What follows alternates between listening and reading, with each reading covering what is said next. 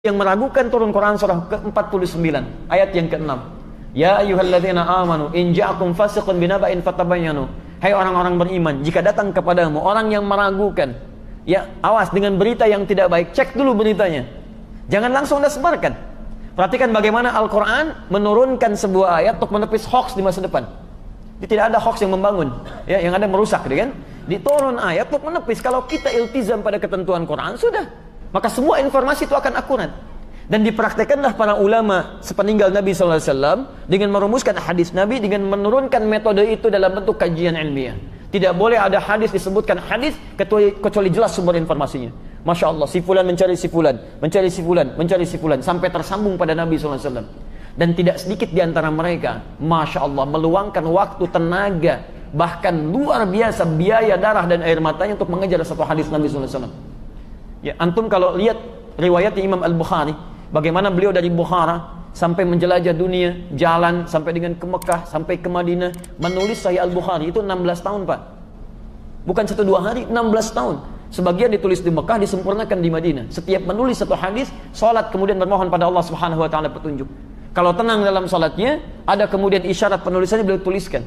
Bila kemudian ada isyarat-isyarat gelisah dalam penulisannya, beliau tinggalkan setiap hadisnya. Itu Masya Allah Al-Bukhari.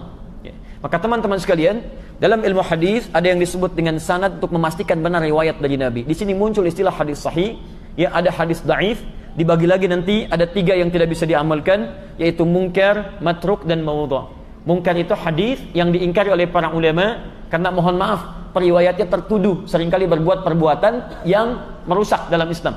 Ya, fasik.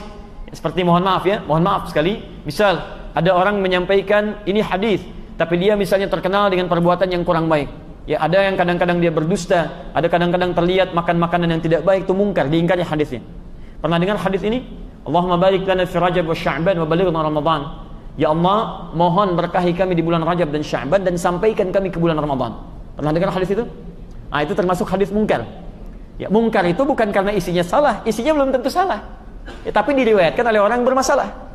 Nah, jadi kalau Anda ingin berdoa, ingin bermohon, minta dengan kalimat itu nggak ada masalah. Yang salah itu ketika Anda menyebutkan ini hadis.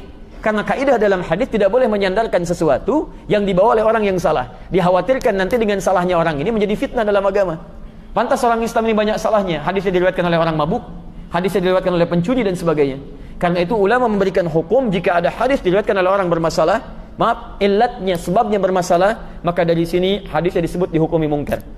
Pernah dengar hadis ini? Awal puasa adalah rahmat, pertengahannya maghfirah, ujungnya adalah pembebas dari neraka. Ramadan awalu rahmah, awsatul maghfirah, akhiruhu itkum minan